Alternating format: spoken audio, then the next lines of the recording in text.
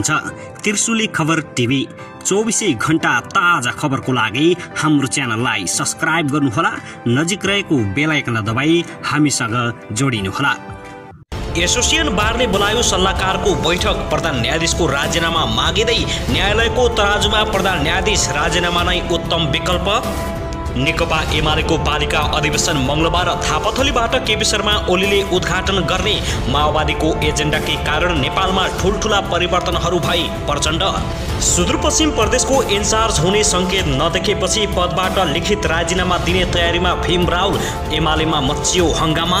नेकपा माओवादी केन्द्रलाई भारतले उत्पादन गरेको भरम छर्ने काम भइरहेको छ। माओवादी केन्द्रका अध्यक्ष प्रचण्ड रञ्जित रेको प्रशंसा गर्दै प्रचण्डले भने भारत माओवादीलाई सिद्धाउनु पर्छ भन्ने चाहन्थ्यो।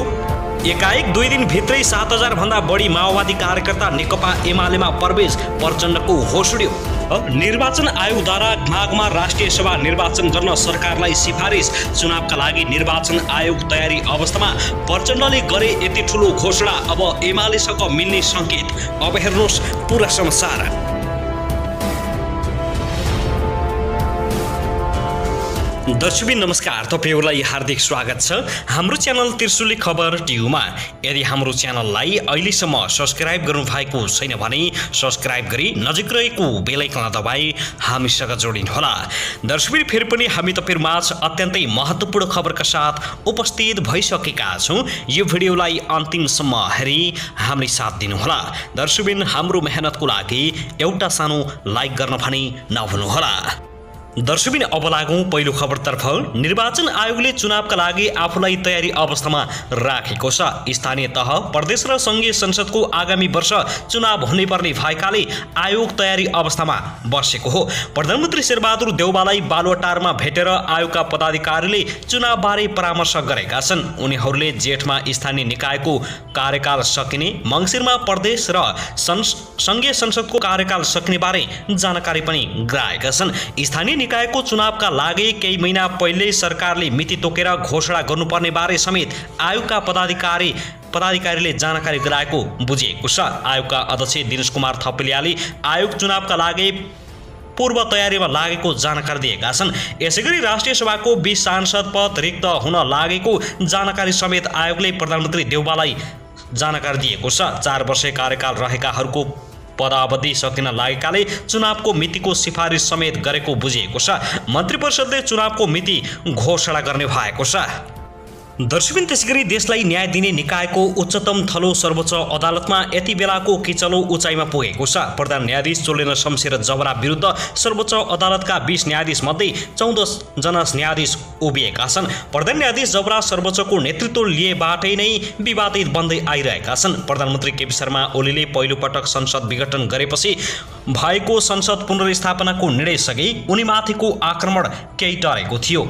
त्यसबखत सरकारले ल्याएको संवैधानिक परिषद सम्बन्धी अध्यादेश र सोही अनुसार संवैधानिक निकायमा गरिएको भागभण्डाको लफडामा उनी गिजुलिनी रहेका थिए। पछिल्लो पटक भने आफ्नो कोटाबाट मन्त्री परिषदमा भागभण्डा खोज्दै गजेन्द्र हमाललाई मन्त्री बनाउन सिफारिस गरेको विषय सतहमा आएपछि प्रधान न्यायाधीश जबरामाथि सर्वोच्चको 4 घेराभित्रबाटै आक्रमण बढेको छ। उनको कोठाबाट चर्चामा रहेका हमाल मन्त्री पनि बने।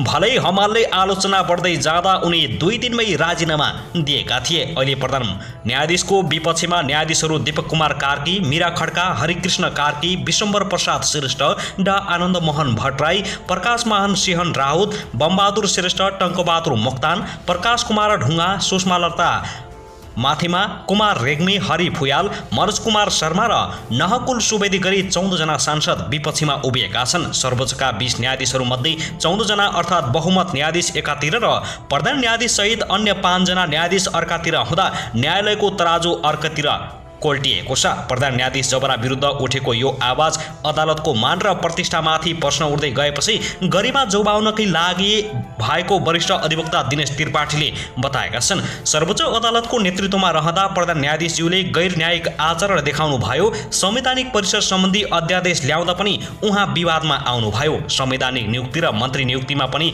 भागभण्डा खोज्ने प्रवृत्तिले न्यायालयको मान घटायो। त्यसैले अहिले न्यायालयको तराजु अर्कतिर ढल्यो।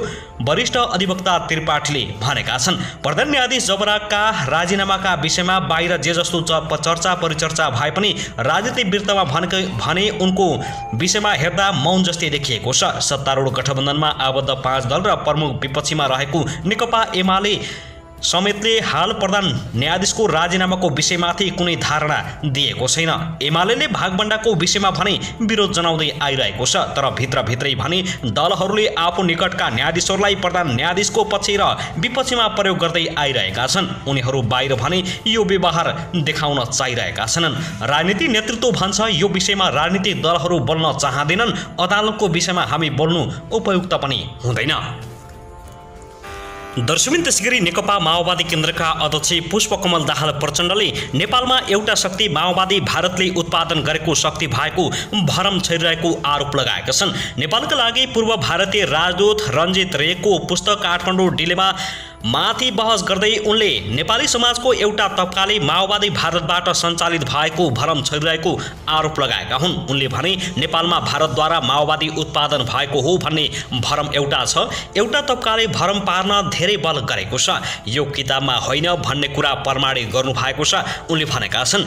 उनले भारतले अन्तिमसम्म पनि माओवादीलाई सिद्धाउन लागेको कुरा स्पष्ट पारेका छन्। माओवादीका नेताहरूलाई गिरफ्तार गरेर नेपाल पठाइएको बताउँदै उनले माओवादी पराजित भएर शान्ति सम्झौता नभएको टिप्पणी गरेका छन्। उनले नेकपा माओवादी केन्द्रलाई दलहरूले राजनीतिको मेनस्ट्रीमा नल्याएको दाबी गर्दै प्रचण्डले प्रश्न गरे, माओवादीलाई मेनस्ट्रीमा ल्याएको हो कि होइन, माओवादीले नयाँ मिनिस्ट्री बनाएको हो कि होइन भन्दै उनले गम्भीर प्रश्न उठाएका छन्। उनले नेकपा माओवादी युद्धमा को विजेता र को पराजित भएको भन्ने बहस हुनुपर्ने बताएका छन्। को विजेता हो, को पराजित हो, राजनीतिक रूपले र बौद्धिक रूपले विश्लेषण हुनुपर्छ।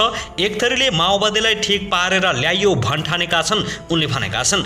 आफू आत्मसमर्पण गरेर नआएको भन्दै गणतन्त्र आउने परिस्थिति भएपछि शान्ति सम्झौता भएको दाबी गरेका छन्। गणतन्त्र ल्याउने परिस्थिति बनेको छ, यसलाई हामीले सदुपयोग गर्नुपर्छ भन्नेमा कुरा थियो। सरेन्डर गरेको कसले हो उनले प्रश्न गरेका छन्। पछिल्ला एजेन्डा माओवादीले उठाएको प्रचण्डको भनाइ छ, तर माओवादीले उक्त एजेन्डा बोक्न नसक्दा खतरामा परेको स्वीकार गरेका छन्। कसैलाई मन परे पनि नपरे पनि पछिल्ला एजेन्डा हामीले उठाएका हौं। उनले भारतीय प्रधानमन्त्री नरेन्द्र मोदीले नेपालको संसदमा भाषण गर्दा तारी भएको भन्दै सम्बन्ध सुधारमा केन्द्रित हुन आग्रह गरेका छन्। नेपाल भारत समस्या सुधार गरेर अगाडि जानुपर्ने प्रचण्डको भनाइ छ। नेपाल भारत मिल्नुको विकल्प नभएको उनले दाबी गरेका छन्। मोदीले तिमी स्वतन्त्र राष्ट्र हौ भन्दा ताली बजाउनेलाई ताली बजाएको बजाई बनाइदिनु पर्यो उनको भनाइ छ। दर्शकबिन त्यसैगरी नेकपा एमालेका 10 बुँदे सहमति कार्यान्वयन गर्ने विषयमा बनाइएको कार्यदलबाट राजीनामा दिएका एमालेका उपाध्यक्ष भीम रावलले लिखित रूपमा राजीनामा बुझाउने तयारी गरेका छन्। अध्यक्ष केपी शर्मा ओलीको कदम र अभिव्यक्तिप्रति असन्तुष्ट नेता रावलले एक स्थायी कमिटी बैठकमा राजीनामा दिने मौखिक घोषणा गरेका थिए, तर उनले हालसम्म लिखित राजीनामा भने बुझाएका छैनन्। तर नेता रावलले भने आफूले आफ्नो दलका लागि नभई पार्टीका लागि राजीनामा दिन लागेको बताउँदै आइरहेका छन्। केन्द्रीय कमिटीमा 10% थप्नका लागि कार्यदलले गृह कार्य गर्ने निर्णय भएको थियो, तर त्यसमा कुनै छलफल नगरे 2 जना केन्द्रीय कमिटीका सदस्य प्रभु शाहसँग कुराकानी भएको हुनाले राख्नुपर्छ भन्ने कुरा आयो। त्यो कुनै विधि पद्धति निर्णय सम्मत भएन भनेर त्यसप्रति पनि असहमति छ रावलले भनेका छन्।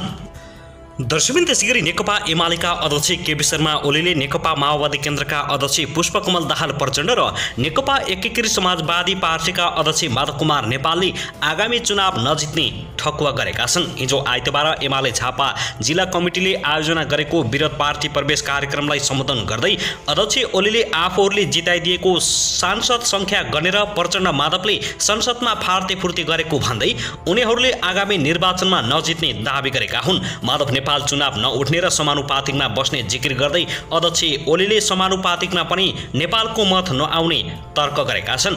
उनले दुवै नेतालाई आगामी चुनाव जितेर देखाउन चुनौती दिएका छन्। अध्यक्ष नेपालले वर्तमान सत्ता गठबन्धनलाई विध्वंसकारी, विनाशकारी र अस्थिरतामा ल्याउने तत्त्वको संज्ञा दिँदै गठबन्धनलाई कसैले मत नहाल्ने दाबी गरेका छन्। उनले वर्तमान सरकारको कुनै गन्तव्य नभएको पनि सुनाएका छन् भने उनले भने जुङ्गा त आफ्नो पो ताउ लाउनुपर्छ।